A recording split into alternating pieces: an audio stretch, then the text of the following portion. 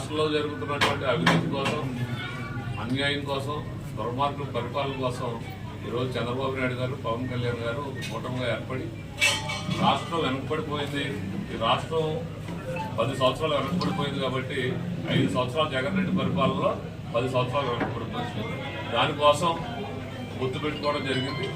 దాంట్లో భాగంగా రేపు రాబోయే ఎన్నికల్లో 3వసారి ముచ్చటగా కేంద్రంలో నరేంద్ర మోడీ గారు మరొకసారి ప్రధాని కాబోతా ఉన్నారు.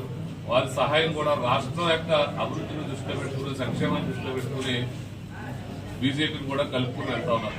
ఈరోజు ఎన్డీఏ కూటమిలో ఎవరైతే అభ్యర్థులుగా ఉన్నారో కాకినాడ పార్లమెంట్ అంటే కాకినాడ జిల్లాలో అందరూ గెలుపుకోరాలుగా పనిచేస్తా ఉన్నారు. సర్వేలన్నీ కూడా, ముఖ్యంగా అన్ని సర్వేలు కూడా ఇక్కడ కాకినాడ పార్లమెంట్ అభ్యర్థి తంగెల ఉదయ శ్రీనివాస్ గారు గెలవబోతా ఉన్నారని సర్వేలు చెప్తా ఉన్నాయి. అన్ని నియోజకవర్గాలు కూడా ఎడ్జ్ 12% డిఫరెన్స్ కనపడతా ఉంది వైసీపీ పార్టీకి, మా జనసేన పార్టీ అభ్యర్థులకు కానీ, తెలుగుదేశం అభ్యర్థులకు కానీ మేమే ముందు గెలుపు దిశలో ఉన్నారు.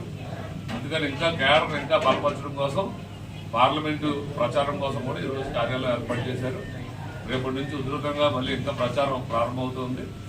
దీని తర్వాత ఎవరైతే ఇప్పటి వరకు సమన్వయకర్తగా పనిచేసినటువంటి మన సోడిశెట్టి గణేష్కి సహకారం దిశగా ఎలక్షన్ కోసం పెద్దలు గౌరవనీయులు, ఎలక్షన్లో ఎంతో అనుభవం ఉన్నటువంటి సోదరులు మన మధు వీరేష్ గారిని ఇక్కడ పార్లమెంటు కన్వీనర్గా, పార్లమెంటు పనిచేయడానికి వారి గుడికి నియమించడం జరిగింది ఆయన ప్రెసిడెంటియల్ టీంలో.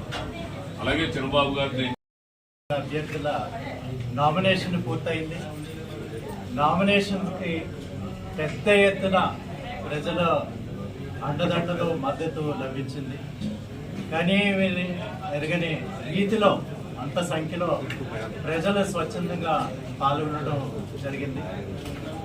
ముఖ్యంగా ఇక్కడి అభ్యర్థులు, తుని అసెంబ్లీ అభ్యర్థి, అలాగే పార్లమెంట్కి పోటీ చేస్తున్న ఉదయ్ శ్రీనివాస్ గారు విద్యార్థులు, బాగా చదువుకున్న వాళ్ళు, మంచి ప్రొఫెషనల్స్. సో అలాంటి వ్యక్తులు మనకి పార్లమెంట్కి కానీ అసెంబ్లీకి కానీ వెళ్తే కనుక ప్రజా సమస్యల్ని ఈ అసెంబ్లీలో, పార్లమెంట్లో తీసుకెళ్లి సమస్యలు పరిష్కరించే విధంగా ప్రయత్నాలు చేసే అవకాశం ఉంది.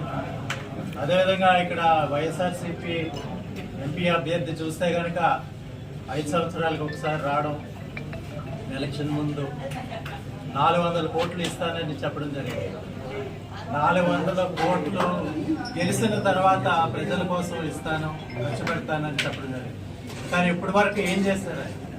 అంత ధనవంతుడు అయితే కనుక పార్టీ ఆఫీస్ ని పూర్తిగా ఇక్కడి నుంచి మానిటరింగ్ చేసేలాగా ఈ 20 రోజులు కూడా మండలానికి 2 టీములు చొప్పున 2 మండలాలు ప్లస్ తుని టౌన్, తుని రోడ్లు మొత్తం 6 టీములు 45 మంది చొప్పున మేము పొద్దున్న సాయంత్రం కూడా ప్రసారం చేస్తాం.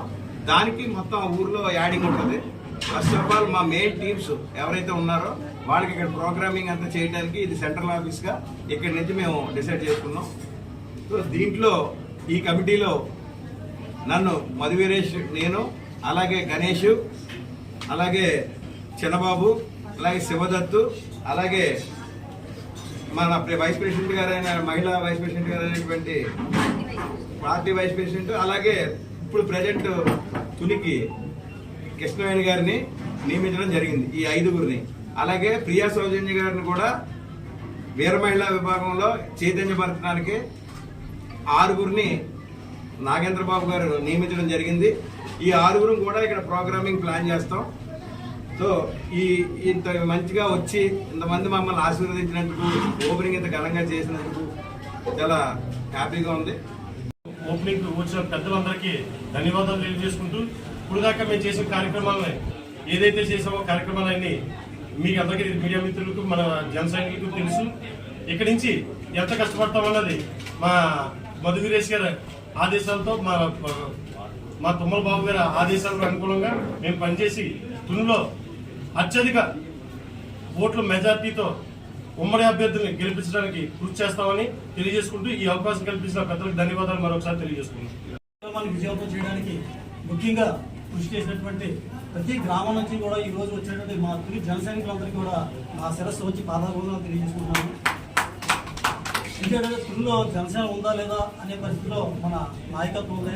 కానీ తునిలో జనసేన ఉంది అని చెప్పి మన ఈ ఎంపీ ఎన్నిక ద్వారా మనం తెలియజేయాలి మన పెద్దలకి.